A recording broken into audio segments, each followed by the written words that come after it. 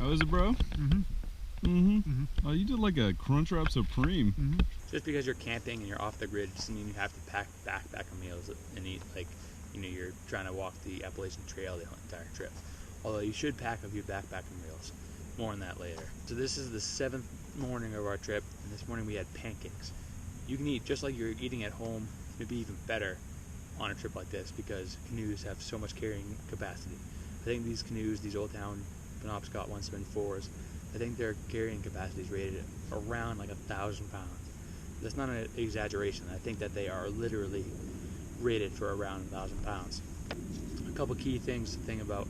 If you're going to bring meat, make sure that you freeze all the meat you can before you leave and pack it deep in your cooler at the very, very bottom. I also layered frozen water bottles at the very bottom of the cooler, which acts as ice that doesn't melt and also will give you more fresh water later on in the trip once you have to start making your own water. The key piece of gear that you need for a trip like this to keep all your food safe to eat the entire trip is a really good cooler like a Yeti Tundra 65, like what we've been using this whole trip.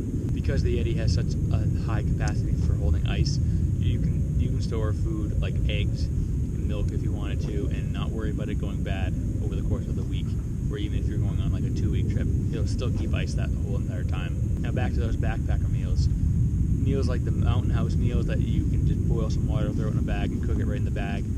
They are really good as backup food in case you run out of food later on during your trip, or also like sides. Just don't forget to bring some really good coffee.